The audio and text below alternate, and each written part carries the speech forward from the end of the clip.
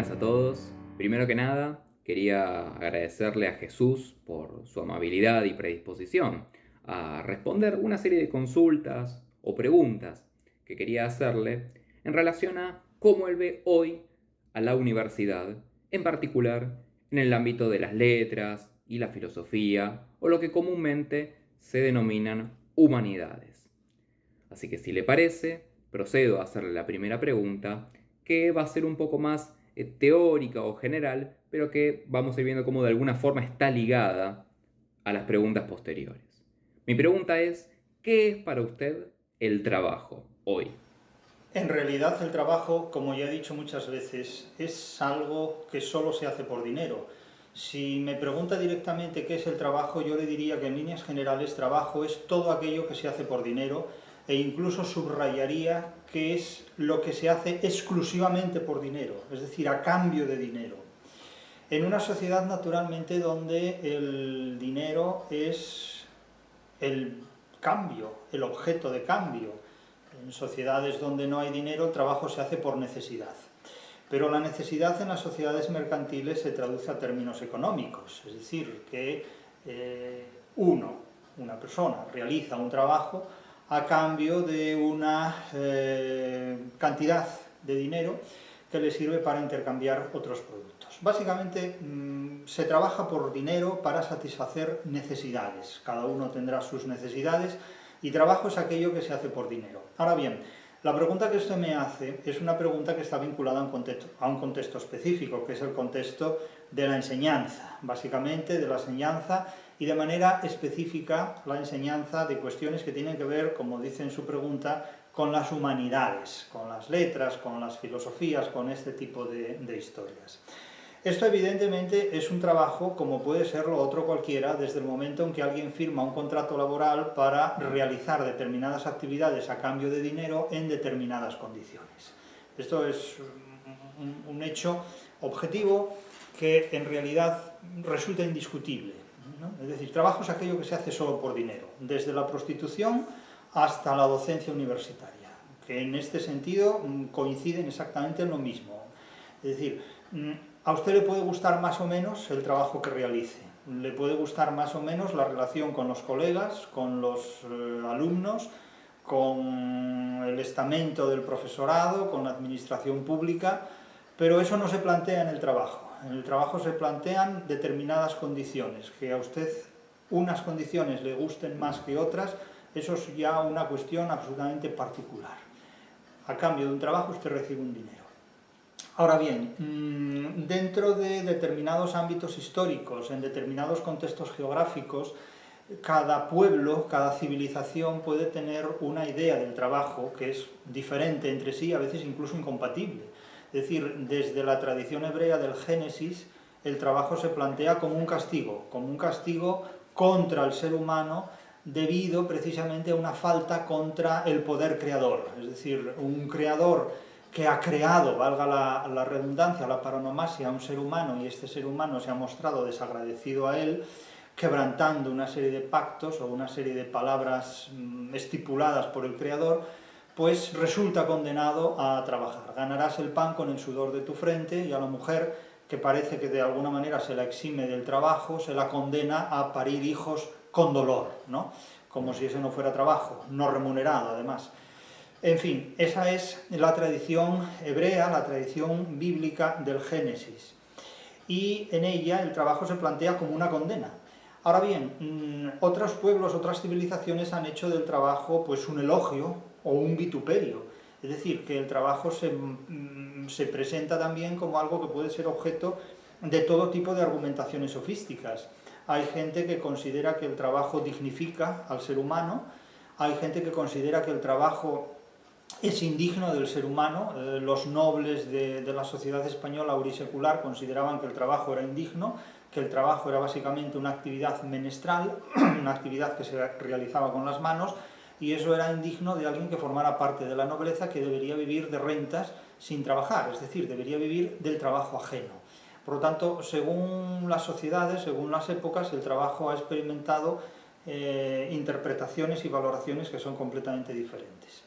En el mundo actual, un mundo intervenido profundamente por el comercio y por los amigos del comercio, naturalmente el trabajo tiene un concepto muy diferente al que podía tener en otras sociedades o en otras épocas, de tal manera que se considera que quien no trabaja pues es alguien inservible, improductivo o inútil, y prácticamente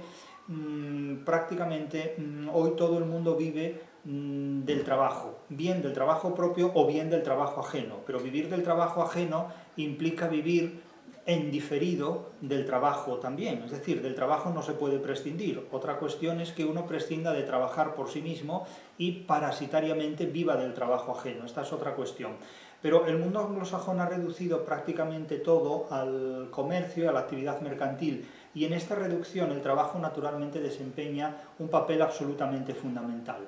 De tal manera que es lógico que en una sociedad así, en la que todo se basa en el trabajo, toda publicidad sea un elogio del trabajo y un elogio de la actividad laboral.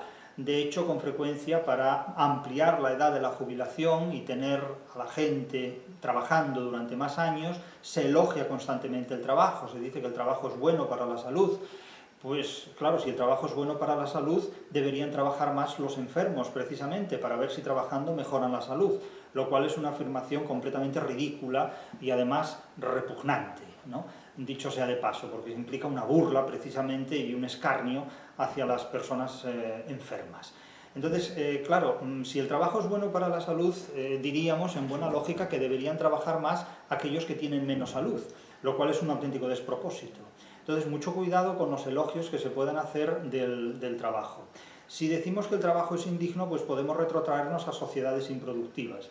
Entonces, claro, la solución, ¿dónde está? Bueno, la solución tal vez pueda estar en un punto medio, pero el punto medio lo decide cada individuo en virtud de sus posibilidades y de sus exigencias y limitaciones en la vida. Sí es cierto, a mi juicio, que el trabajo es una experiencia humana absolutamente decisiva para demostrar la madurez que posee la persona. Es decir, quien no trabaja no madura.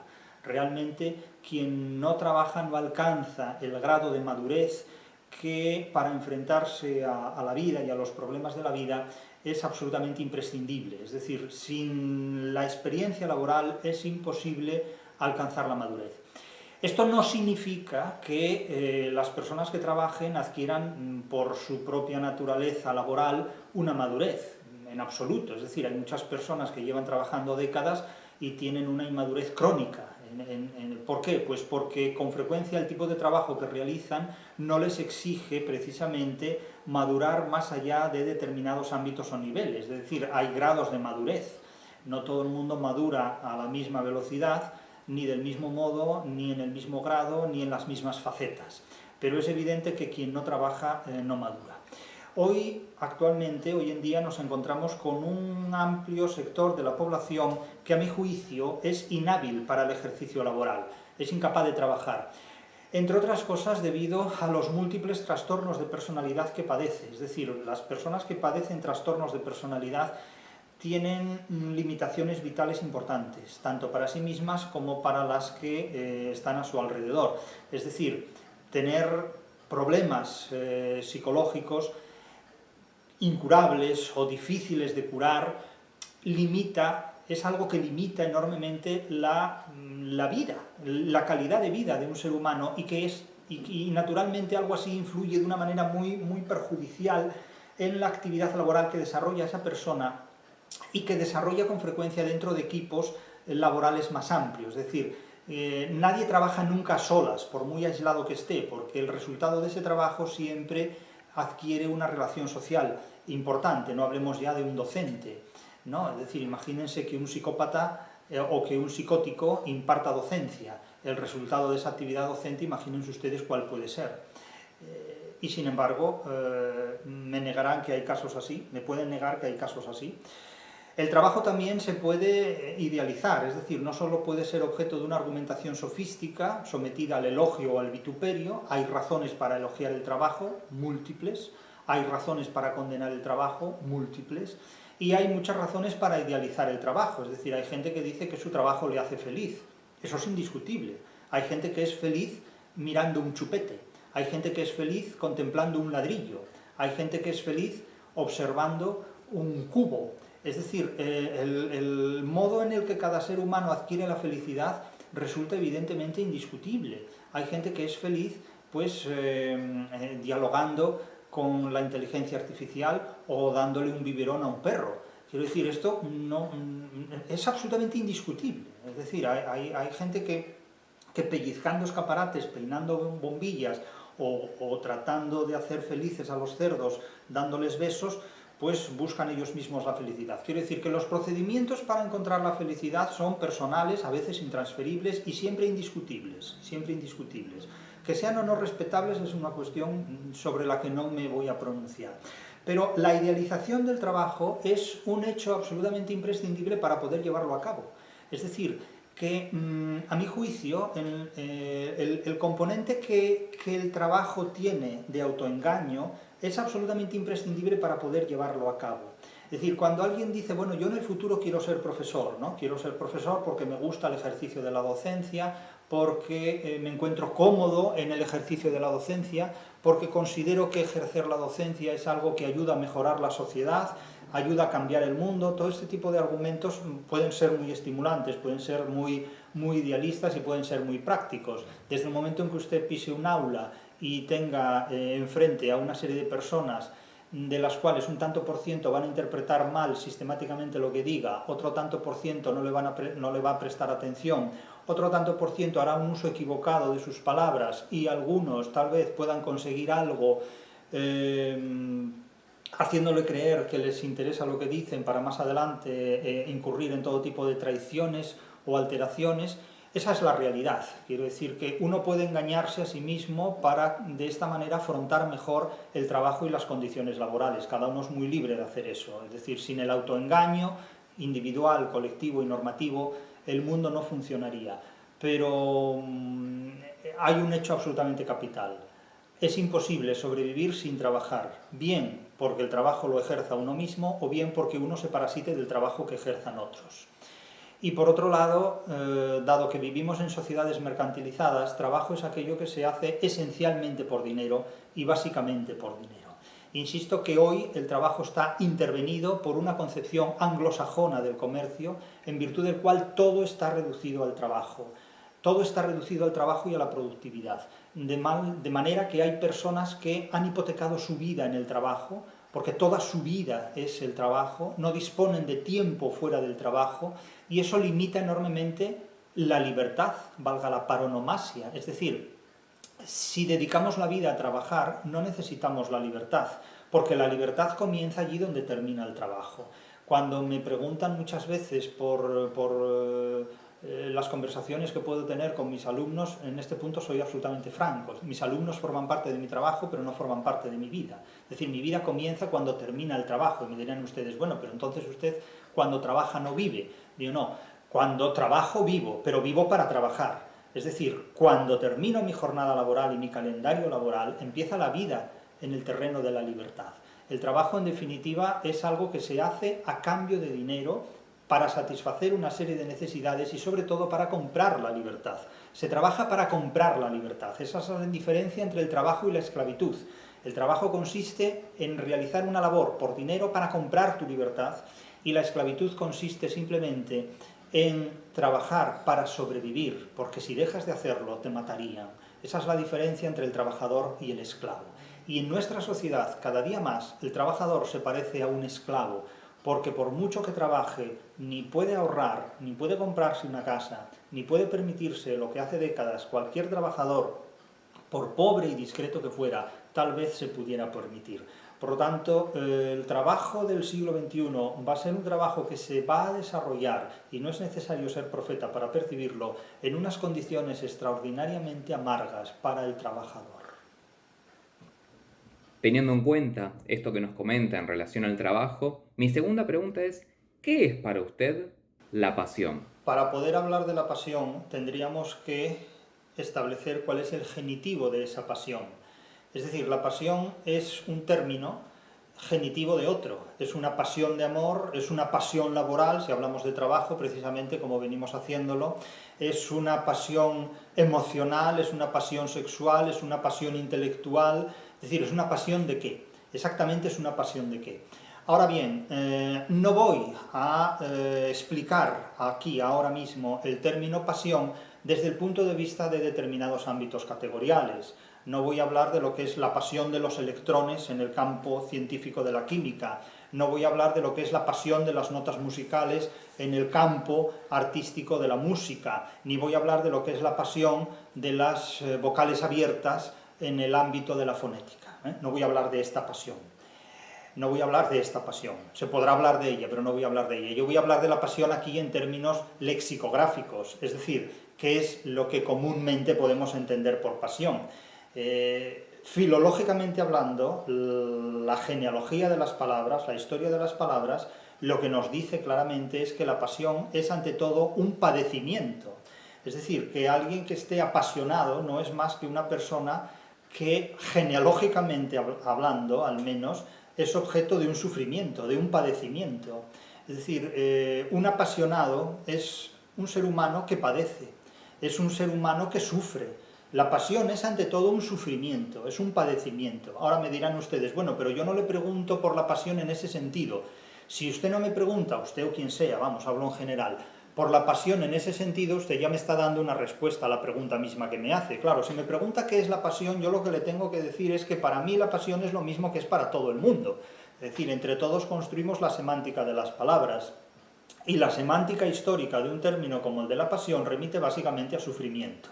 Entonces, claro, cuando alguien, tal vez engañándose a sí mismo, asocia el término pasión a un estado exultante, emocional, alegre y feliz, pues quizás ignora que genealógicamente, originariamente, primigeniamente, el término pasión remite básicamente a todo lo contrario, remite a un sufrimiento. Y no es necesario pensar en la pasión de Cristo. Cuando hablamos de la pasión de Cristo no pensamos en Cristo con María Magdalena, pensamos en Cristo caminando hacia el Calvario, que son cuestiones completamente diferentes. Ahora bien, otra cuestión es que las sociedades actuales, totalmente alienadas por la idea de felicidad, asocian la pasión a lo contrario a lo que genuinamente remitía el término pasión, es decir, a la felicidad, a la dicha. Esto supone naturalmente un desplazamiento semántico, pero este desplazamiento semántico no puede eximirnos de reconocer, es decir, no puede sumirnos en la ignorancia del reconocimiento de sus orígenes genealógicos. La pasión remite sobre todo a un padecimiento, a un sufrimiento extremo, a un sufrimiento emocional y físico también. Entonces, claro, hoy día se suele interpretar la pasión como una perturbación del ánimo, es decir, como una auténtica exageración de estímulos, de emociones, insisto, de pasiones extremas, valga la redundancia, ¿no? Es decir, estoy loco por ti, dice el enamorado y apasionado, estoy loco por la química, estoy loco por la física, estoy loco por la música, dice el melómano, estoy loco por la literatura, y no sabemos muy bien qué idea tiene de la física, de la química o de la literatura alguien que hace estas afirmaciones, ¿no? Es decir, la pasión remite sobre todo a una exaltación de ánimo, y a una exaltación de ánimo que suele estar mediatizada por el idealismo, ¿no? Por el idealismo o por la patología. Naturalmente el idealismo es una forma de patología, porque todo idealismo es una forma de hacerse incompatible con la realidad. Entonces, alguien puede decir, bueno, yo estoy apasionado por la docencia, es que se apasiona por la docencia, ¿no? Como una vez me preguntaban a mí, bueno, es que usted es un apasionado de la literatura, usted es un enamorado de la literatura. No, yo no soy un apasionado de la literatura, ni soy un enamorado de la literatura. Soy en todo caso un enamorado de mi mujer o un apasionado de mi mujer, pero no de la literatura. No confundo a mi mujer con la literatura, evidentemente, solo faltaba, ¿no?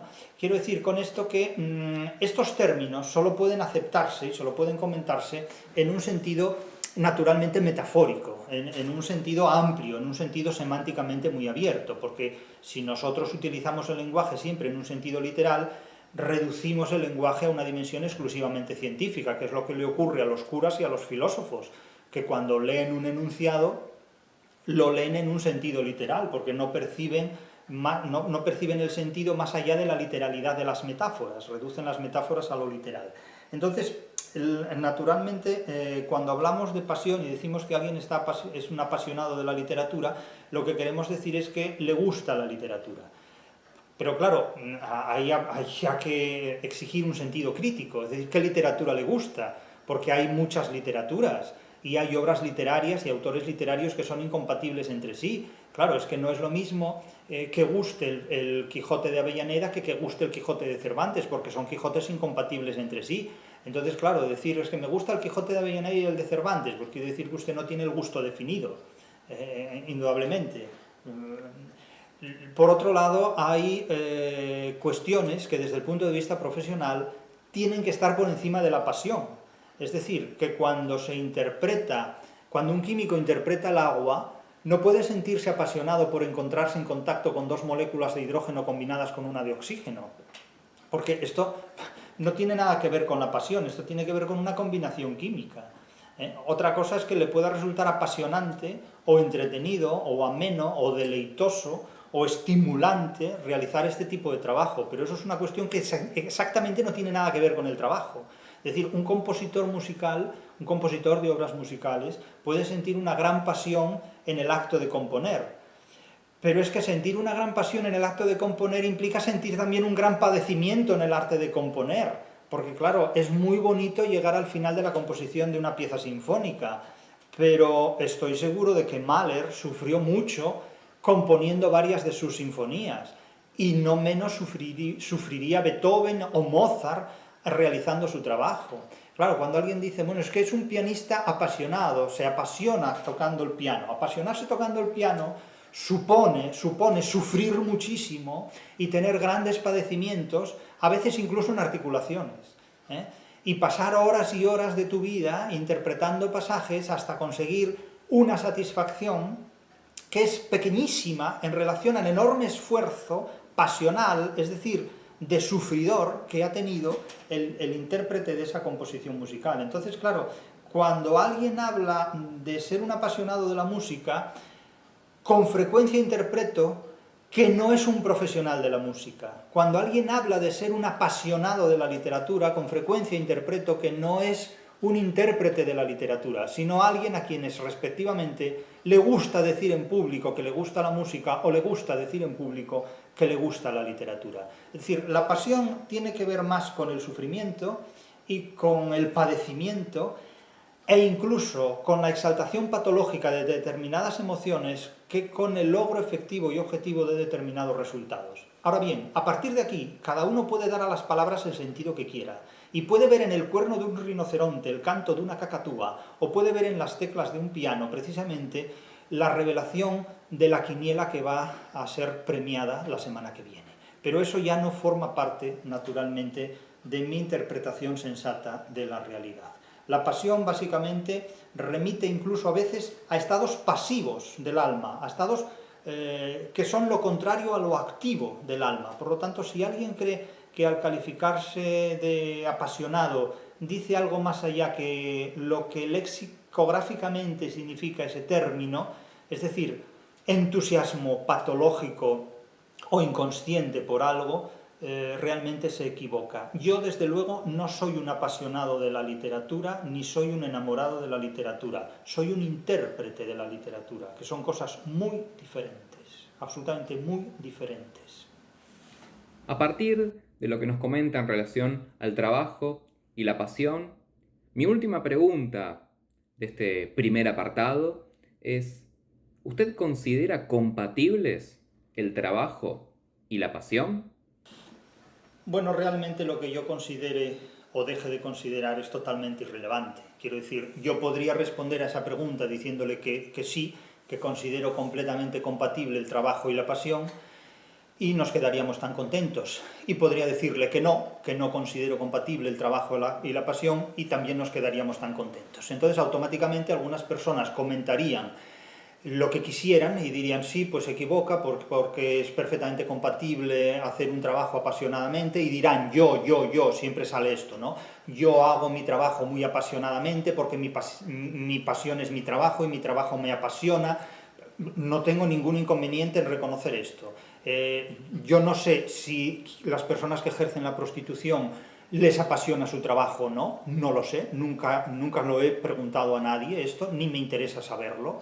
Yo no sé si alguien que realiza trabajos verticales arreglando fachadas es un apasionado de ese trabajo, de descolgarse de una fachada para arreglarla. Yo no sé si alguien que pica carbón en la mina con instrumentos que pesan kilos en ambas manos es un apasionado de picar carbón debajo de la tierra. Yo no sé si alguien que tiene que pescar en alta mar, enfrentándose a todo lo que el mar puede ofrecer, que pueden ser sorpresas muy desagradables, es un apasionado del mar. Yo no lo sé.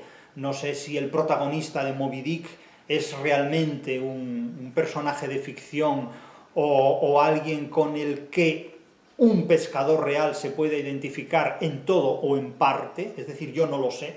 Yo no sé si a alguien le apasiona arriesgar su vida precisamente para poder alimentar con peces esta actividad piscatoria del primer mundo, por ejemplo. Eso yo no lo sé.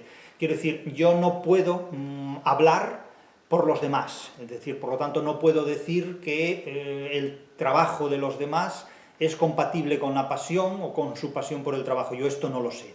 Yo puedo hablar de mi experiencia, que supongo que es por lo que usted me pregunta. En mi caso, el trabajo que yo realizo no tiene ninguna pasión en absoluto, es decir, mis pasiones están fuera del mundo laboral. Es decir, trabajo es lo que yo hago a cambio de dinero, y en mi trabajo no hay ninguna pasión, para nada, en absoluto. Esto no significa que yo no trabaje con interés o con calidad, todo lo contrario. A mi juicio, la calidad laboral es indirectamente proporcional a la pasión que se ponga en ella. Es decir, cuando un cirujano tiene que hacer una operación, tendrá que hacerla con atención científica y con rigor científico. La pasión es mejor que la deje en otros contextos. Otra cuestión es que ese trabajo lo haga con desgana, pero es que la desgana no tiene nada que ver con el antónimo de la pasión. Es decir, la desgana tiene más que ver con la irresponsabilidad laboral. Son cuestiones completamente diferentes. Es decir, yo no mezclaría con la actividad laboral cuestiones que tienen que ver con las emociones. Cuando alguien realiza un trabajo, lo que tiene que hacer es ejercerlo con responsabilidad y con competencias profesionales y dejarse de pasiones y de emociones para otro tipo de momentos en su vida. Entonces, la cuestión de si es compatible el trabajo con la pasión es una pregunta que a mi juicio es engañosa desde su propio planteamiento, porque invita a cuestionar esa compatibilidad en términos críticos que enfrentan al ser humano que responda a esa pregunta negativamente a una actualidad en virtud de la cual está bien visto hoy día ejercer un trabajo con pasión. ¿Por qué? Está bien visto hoy día ejercer un trabajo con pasión porque se minusvalora la competencia científica en el ejercicio laboral. Está bien visto que la pasión sustituye a las cualidades laborales. ¿Por qué? Pues porque ante la enorme falta de preparación científica y laboral que hoy día existe, solo se puede justificar públicamente esa deficiencia ofreciendo a cambio pasión y buena voluntad y buenas intenciones. Pero es que para hacer un buen trabajo no basta la buena voluntad. En el trabajo lo que importan son los resultados, y en este punto los amigos del comercio estarán totalmente de acuerdo conmigo. Es decir, en la gestión de una empresa lo que importa es la rentabilidad, no el entusiasmo o la pasión que se ponga en conseguirla. Otra cosa es que sin entusiasmo no se consiga rentabilidad, pero volvemos aquí a confundir lo que es el entusiasmo con la responsabilidad, en definitiva. Es decir, para mí la cuestión de si es compatible o no la pasión con el trabajo es una pregunta engañosa, es una pregunta sofista, básicamente, porque el trabajo puede ser compatible con muchas cosas, pero al margen de aquello con lo que el trabajo sea compatible, el trabajo tiene que responder a una exigencia, es decir, el logro y el éxito en el trabajo realizado. Es decir, el trabajo tiene que cumplir con sus objetivos, sean o no los procedimientos y los objetivos compatibles con la pasión. La pasión es algo irrelevante en el mundo laboral. En el mundo laboral lo que cuentan son los logros y los objetivos consumados. Lo demás es pura retórica o narcisismo. Ahora sí, ya pasando a hablar sobre la universidad en el ámbito de las letras y la filosofía. Mi primera pregunta en relación a esta cuestión es, ¿considera usted, en base a su experiencia como profesor e investigador visitante en diversas universidades del mundo, que la universidad es esencialmente igual en todas partes del mundo? desde el punto de vista de los contenidos que los docentes deben impartir en clase, es decir, desde el punto de vista de las materias concretas que deben darse y de su orientación ideológica, o ve importantes diferencias en este punto? ¿Qué opina al respecto? Bueno, yo no le voy a dar mi opinión, porque la opinión es el virus de la ignorancia. Yo lo que le voy a dar es mi juicio, mi interpretación, mi criterio. Es cierto que he trabajado en diferentes universidades, no tanto del mundo, he trabajado en universidades europeas, canadienses y estadounidenses, no son tantas. Pero bueno, he trabajado en diferentes contextos académicos desde hace 30 años. Llevo 30 años impartiendo docencia universitaria, trabajando en diferentes universidades. Aunque desde el año 94 estoy como profesor fijo en una universidad del Estado español, he podido moverme en otras. Y he comprobado que en todas las universidades en las que yo he estado, todo es básicamente lo mismo, todo es básicamente igual. Es decir, el régimen de contenidos, de materias, de procedimientos es básicamente igual. Y he comprobado también que cada día, cada año, es más igual. De hecho, desde que se impone en Europa el Plan Bolonia, la imposición de ese plan supone básicamente la estadounización de la universidad europea, es decir, supone implantar en Europa el modelo universitario de Estados Unidos. Pero es que curiosamente también estos procedimientos y modelos universitarios se han implantado en China. A veces se percibe a China como un país adverso y contrario a Occidente. En realidad, en el contexto actual, que es un contexto gestionado, intervenido, diseñado por los amigos del comercio, es un contexto de globalización, las diferencias entre universidades no se pueden permitir, porque el mensaje fundamental es un mundo globalizado, pues un mundo uniformado en ideas, objetivos e intereses, de tal manera que un grupo de personas gestionan y organizan la vida del resto de los seres humanos. Esto no es nada nuevo, esto ha ocurrido siempre.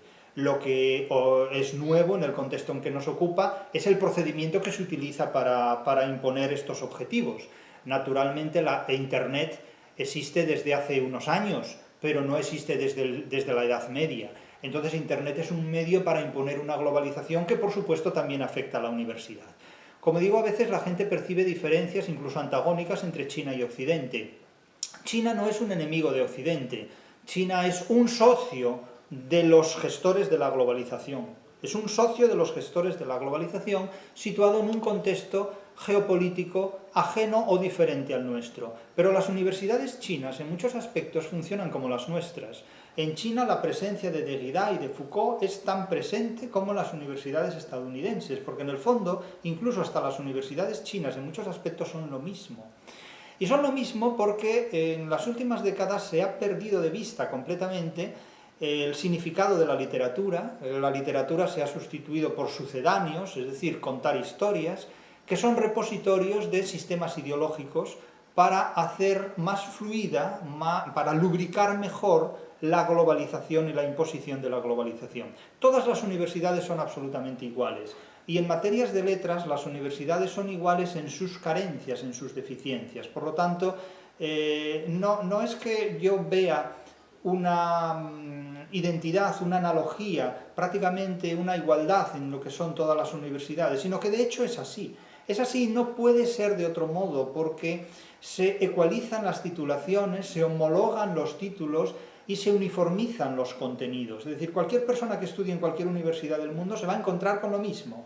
Se va a encontrar con gente que le hable de Derrida, que le hable de Foucault y que le hable de ellos en unos términos absolutamente planos, acríticos, ideológicos, estimulantes y en absoluto científicos ni solventes. Es decir, la universidad lo que plantea básicamente es un pensamiento acrítico, está en consonancia con un mundo globalizado donde la capacidad intelectual del alumnado y del profesorado universitario es cada día más baja, porque el profesorado universitario está al servicio de la globalización, no al servicio de la libertad. Es decir, la cultura hoy está al servicio de la globalización, está al servicio de las ideologías, no al servicio de la libertad. La libertad en el siglo XXI es una libertad que ha mermado enormemente las posibilidades de la libertad y del conocimiento del siglo XX. Es decir, la ciencia hoy no avanza por las limitaciones procedentes de la filosofía y de la ideología, no tanto por las limitaciones procedentes de la religión, que logra superar en el siglo XVIII, sino sobre todo por una serie de prejuicios ideológicos que son los que determinan, limitan, imponen, gestionan y llevan a cabo la ablación de todo tipo de investigación científica. Es decir, hoy el científico o es un ideólogo o no tiene ningún tipo de futuro profesional, y esto cualquier profesional de la universidad lo sabe perfectamente. Y cualquier artista o literato que quiera conseguir un premio, los premios son siempre una prolongación de la política, como la guerra en tiempos contrarios a la paz, pues sabe que tiene que cumplir con un programa políticamente correcto, fuera del cual no tiene ningún tipo de posibilidad de desarrollar absolutamente nada. Por lo tanto, todas las universidades son iguales, efectivamente, y más que lo van a ser en el futuro. Es decir, son lugares para entretenerse. En materia de letras, en otras materias lo desconozco. En este sentido, ¿considera usted que podría darse una definición general de lo que es hoy la universidad? Hoy la universidad, hoy, en el siglo XXI. La universidad en el siglo XXI es una institución que expide visados para el mercado laboral. Es decir, la universidad es una institución que solo sirve para proporcionar, insisto, pasaportes que permiten el acceso al mercado laboral. Claro, y me dirán ustedes, ¿y le parece poco? Y yo les respondo, pues sí, me parece poco, porque la universidad debería hacer algo más que expedir pasaportes o visados que permitan al ser humano acceder al mercado laboral. La universidad debería dar, además de un visado para acceder al mercado laboral, debería dar una formación que hiciera al ser humano compatible con la realidad. Y eso es lo que la universidad no hace. La universidad no lo hace porque la universidad es una prolongación de los sistemas educativos anteriores, precedentes, desde la enseñanza básica, elemental, primaria, hasta las enseñanzas medias. Es decir, que son sistemas educativos que se orientan a hacer del ser humano alguien incompatible con la realidad. ¿Para qué? Pues para que su vida pueda estar mejor gestionada por los que gestionan y organizan el mundo. Es decir, el objetivo de la universidad, básicamente, que en términos tradicionales, históricos, siempre se había dicho que era la mayoría de edad del ser humano, esa bobería kantiana, como si antes de Kant el ser humano no hubiera hecho realmente obras muy superiores a las que hizo el siglo XVIII alemán. Es decir, da la impresión de que antes de Kant, vamos, no se había construido el coloso de Rodas o no se habían desarrollado técnicas de navegación que permitieran circunvalar el mundo, descubrir un continente nuevo como América, etcétera, etcétera. O sea, da la impresión de que el mundo empezó en Kaliningrado, con ese tipo que no salió nunca de su pueblo. Es decir, que tradicionalmente la universidad se ha investido siempre de una originalidad, de una creatividad, de una discusión de ideas. Pero ¿cuándo se han discutido las ideas en la universidad? En la Edad Media, simplemente en disputaciones cómicas y escolásticas, digamos, en debates más o menos filosóficos y fingidos completamente, en ergotismos lúdicos. Realmente se discuten hoy en la universidad las cuestiones cuando mucha gente no puede ni elegir su tema de trabajo de fin de grado, ni trabajo de fin de máster, ni de tesis doctoral, porque es un tema que le viene impuesto por su director de tesis. Es decir, que la universidad y la libertad no tienen nada que ver. Y si me piden ustedes o cualquiera que defina lo que es hoy, en el siglo XXI, la universidad, yo les diré que la universidad es una institución que expide visados para acceder al mercado laboral. Nada más. Esto no es algo en absoluto desestimable ni despreciable, porque claro, naturalmente, si usted tiene una graduación académica universitaria de alto voltaje, de alto nivel, pues quizás pueda incorporarse a un mercado laboral en mejores condiciones que otras personas. Pero naturalmente la universidad tiene mucha competencia hoy día, desde la formación profesional hasta simplemente personas que teniendo capacidades ajenas a la universidad, las desarrollan mercantilmente con un éxito que la universidad no dispone ni permite en muchos casos. Por otro lado, yo siempre he dicho, además, que el éxito de la enseñanza universitaria es un autodidactismo encubierto, es decir, la universidad es también una carrera de obstáculos que el propio alumno tiene que superar. Es cierto que las universidades privadas, más que profesores, tienen entrenadores personales, es decir, tienen profesores particulares para cada alumno, de tal manera que el alumno de una universidad privada tiene una atención personalizada muy específica, muy potente, que le ayuda a veces mejor que lo que ocurre en las universidades públicas a salir adelante. A veces, no digo que esto sea así necesariamente, pero esa figura del profesor como un entrenador personal en la universidad privada es algo que no se da en la universidad pública, porque supuestamente la universidad pública exige más al alumno, al menos en teoría. Pero insisto que esta situación es muy relativa, porque siempre va a depender del profesor que imparta la actividad docente o desarrolle la labor investigadora. Esa es una cuestión. Pero básicamente la universidad es hoy una institución que expide visados para acceder al mercado laboral. Nada más que eso. Me preguntará usted, ¿y cuál es la formación? Yo no lo sé. Eso, la formación lo sabe cada alumno que se ha matriculado en una de estas universidades y que ha superado los obstáculos que le permiten, casi como en una novela bizantina, que el producto supere las pruebas. Pero para mí eso es la universidad. ¿Dónde quedan los contenidos, la educación, la formación? Pues en lo que cada persona sea capaz de hacer interactuando con los obstáculos que la propia universidad le proporciona. Con respecto a la investigación, podría decirse que ésta alienta o desalienta el desarrollo de teorías originales o de nuevos sistemas de pensamiento. Y en caso de que los desaliente, ¿cómo desarrollar entonces una obra original? Para ejemplificar la pregunta, podríamos dar de ejemplo de obra original su crítica de la razón literaria, o como nuevo sistema de pensamiento, el sistema filosófico de Gustavo Bueno.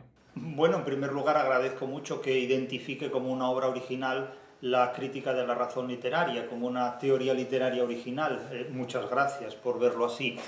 Ahora bien, lo que me plantea, ¿yo qué puedo decirle? Es decir, hacer una obra original supone hacer una obra que supere formas conocidas y que supere temas conocidos. En eso consiste básicamente la originalidad de un trabajo de investigación, es decir, en no repetir lo que formalmente o metodológicamente han hecho con anterioridad otras personas y en no repetir los mismos temas, los mismos motivos o los mismos contenidos sobre los que tradicionalmente personas anteriores han hecho ya trabajos. Es decir, en no repetir lo ya conocido.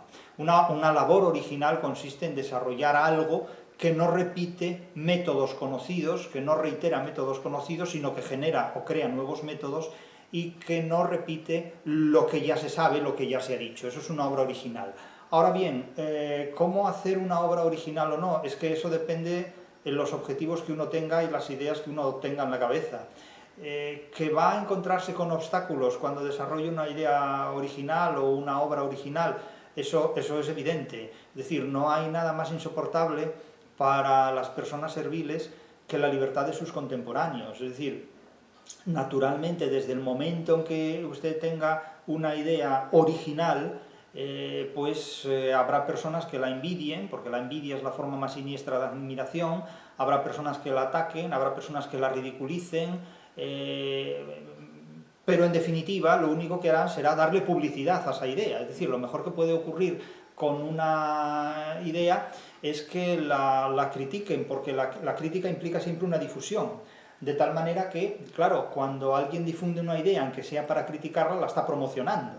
Eso es el gran éxito de toda obra original, que es irresistible. Es irresistible a la crítica. Es decir, una obra original básicamente es una obra que no resiste la envidia del prójimo, que no resiste la crítica del prójimo y que todo el mundo de alguna manera se vierte sobre ella porque no pueden estar callados ante una obra de esta naturaleza. Entonces hay un auténtico frenesí. En este punto son obras que despiertan pasión, como hablábamos antes de la pasión, pero es una pasión patológica, naturalmente. Solo con el paso del tiempo, solo cuando nuestros intérpretes ya no son nuestros contemporáneos, y es que esa obra ha logrado sobrevivir a nuestros contemporáneos, que esa es otra cuestión. Las obras originales sí logran sobrevivir a los contemporáneos. Lo que no logra sobrevivir a los contemporáneos es el kitsch.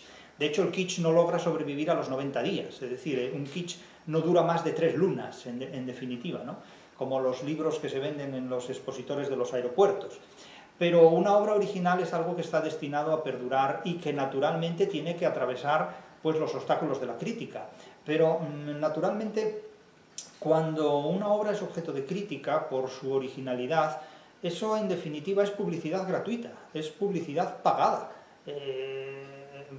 En realidad no se puede ver esto de otro modo, ¿no? El Quijote de Cervantes, y no se puede comparar el Quijote de Cervantes con ninguna otra cosa porque es incomparable, fue objeto también de muchas críticas en su tiempo. Es decir, el propio Lope de Vega se burló del Quijote de Cervantes, considerando que se trataba de la obra de un chiflado, de un paranoico. El Quijote de Avellaneda criticó el Quijote de Cervantes. Es decir, no estamos exentos de esto, ¿no? Incluso la propia poesía de Góngora, en su momento, por su originalidad, precisamente por ser una poesía extremadamente original, el culteranismo que culmina en las Soledades y en la fábula de Polifemo y Galatea, fue terriblemente parodiado, discutido, sometido a escarnio y a crítica, hasta tal punto que en 1627, cuando muere Góngora, Quevedo le dedica un epitafio que hoy día sería impublicable, porque no estaría permitido por los imperativos y las exigencias de lo políticamente correcto, donde se lamentaba Quevedo del sufrimiento que le esperaba a Satanás por tener que aguantar en el infierno al recién llegado Góngora, ¿no? Muerto quedó, oculto y pelado, mirad si Satanás es desdichado, llega a decir Quevedo respecto a Góngora. Es decir, no lamentaba la muerte de Góngora, sino que lamentaba la muerte de... Perdón, no lamentaba... Efectivamente, no lamentaba la muerte de Góngora, sino que lamentaba que Satanás tuviera que recibir en los avernos, en los infiernos, al Góngora y al culteranismo, en definitiva. Por lo tanto, es evidente que la originalidad tiene que superar muchos obstáculos, pero está preparada para ello. Eso es que no hay ningún problema en ese terreno. Ahora, ¿cómo vencerlos o cómo superarlos? Eso es algo que la persona que hace una obra original no se plantea nunca. No se plantea nunca. En eso no se piensa. Es decir, cuando alguien tiene ideas originales simplemente las dice. Y si no las tiene, no las puede decir, porque la originalidad no se puede fingir. Es decir, desarrollar una genialidad no consiste en expresar una patología. Eso es lo que hacen los que no tienen nada que decir, el tonto. Siguiendo el hilo conductor de la anterior pregunta, ¿se puede desarrollar entonces una obra original en relación con la actividad laboral y profesional de investigador? ¿O por el contrario, uno debería tratar de desbloquearse cierto tiempo aparte del trabajo para poder desarrollar esa obra original? Usted puede desarrollar una obra original en cualquier contexto. Es decir, usted puede trabajar vendiendo neumáticos y puede escribir una novela como Pedro Páramo. Eso fue lo que hizo Juan Rulfo.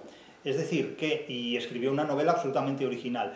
Quiero decir que usted puede trabajar en lo que tenga que trabajar y después puede, fuera de su trabajo, escribir o hacer o construir o diseñar o inventar lo que quiera.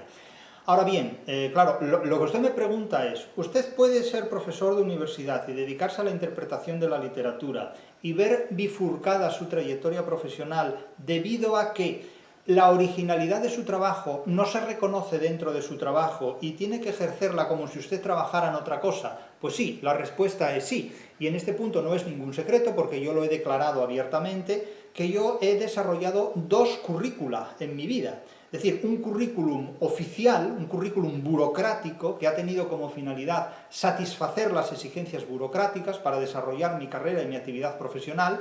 Es decir, he hecho un currículum que me permitió pues, obtener todos los exenios que me corresponden por mi edad y cumplir con los objetivos de las agencias nacionales de evaluación, de investigación, de prospección o de control mediático, como se quiera llamar todo esto, que me han permitido llegar a una cátedra de universidad, cosa que hoy día consigue prácticamente cualquiera que gestione curricularmente su actividad de esta manera y sea capaz de superar una serie de obstáculos. Bien, eso no tiene ningún problema. Ahora bien, la originalidad de mi labor investigadora no ha estado en este currículum.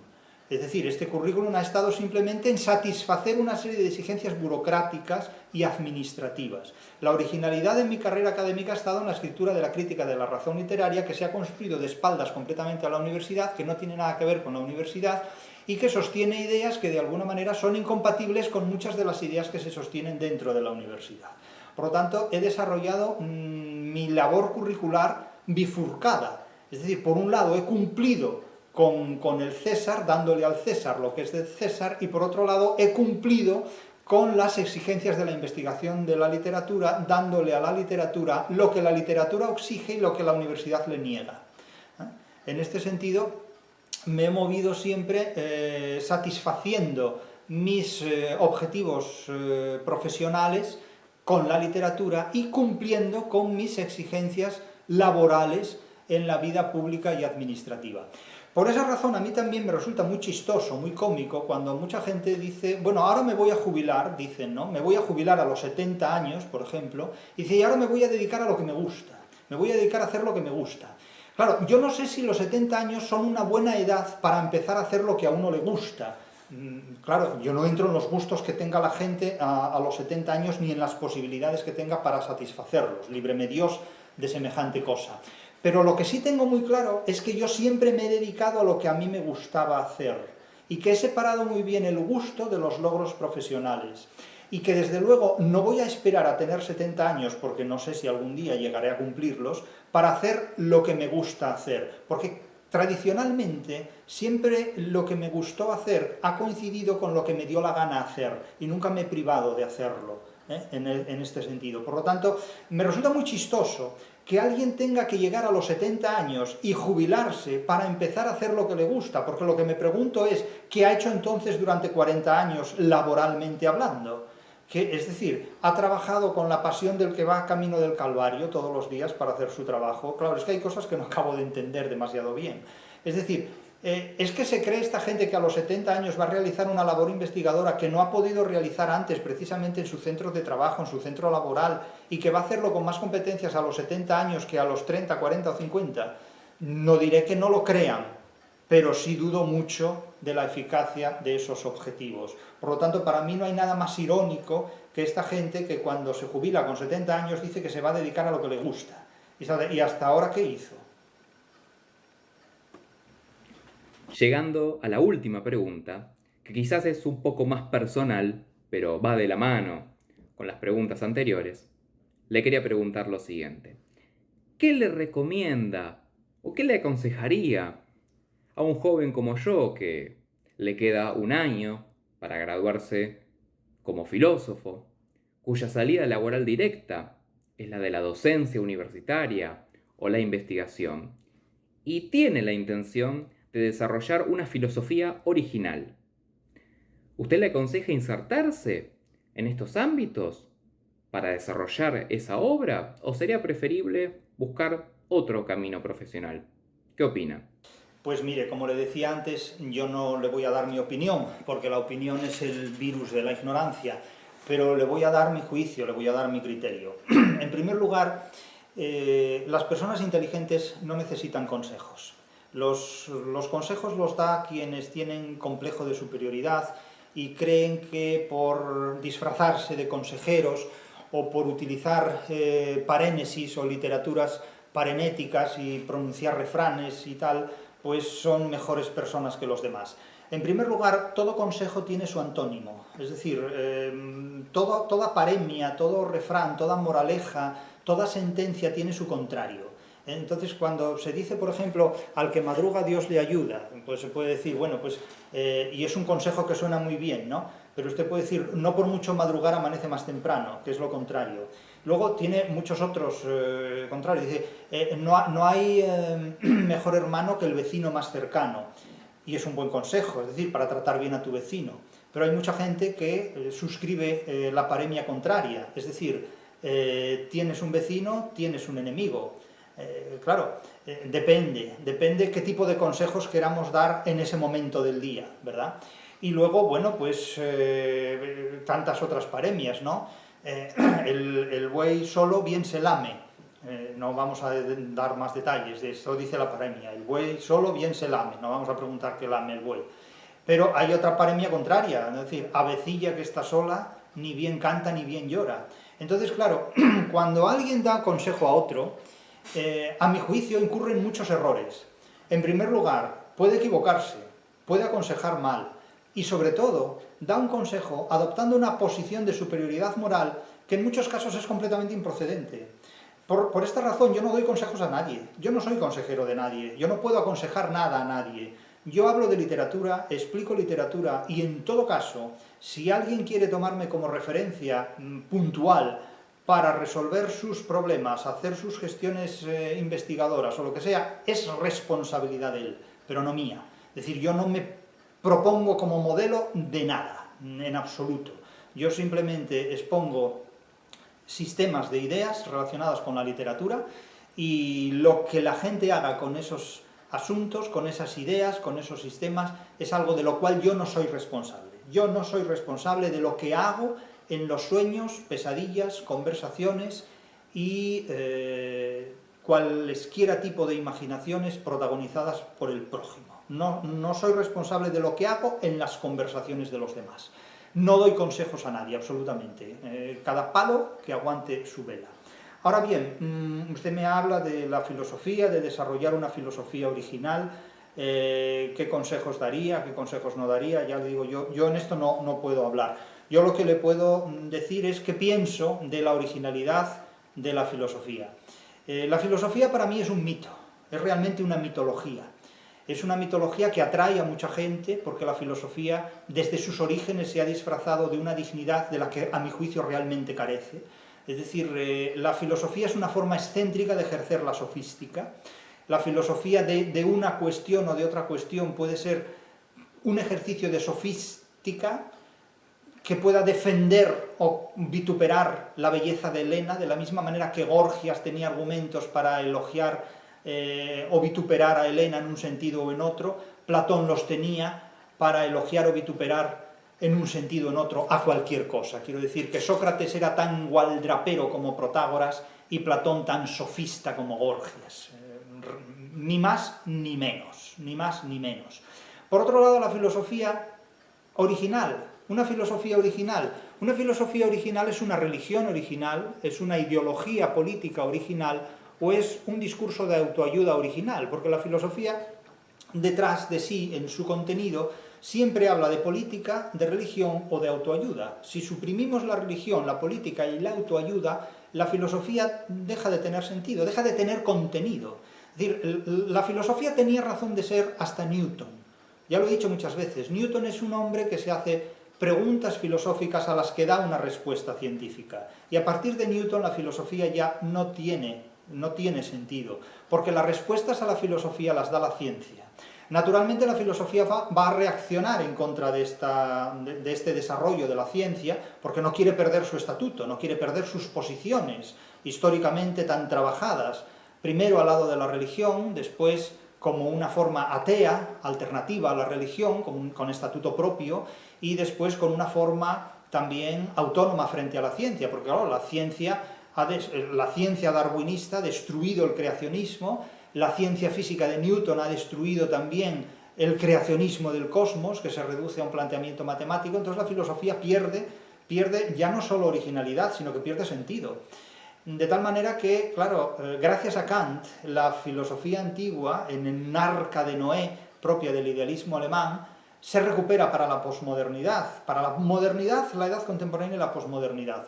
De tal manera que la filosofía sigue legitimando desconfianzas frente a la ciencia. Toda la obra de Heidegger no es más que un alegato en contra de la ciencia que conduce a la ruina, la técnica que desnaturaliza al ser humano, hay cosas que la ciencia no explica. Esos son los mantras de la filosofía para perpetuarse como una forma de religión propia de ateos, propia del pensamiento ateo, ¿no? En definitiva. Es decir, la ciencia no basta para explicar al ser humano, la ciencia incurre en fundamentalismo científico, como si la filosofía no incurriera en fundamentalismo filosófico. Es decir, buscar la originalidad en la filosofía en el siglo XXI es volver a la autoayuda, volver a la ideología y volver a la política. Los filósofos interpretan la realidad leyendo a los filósofos.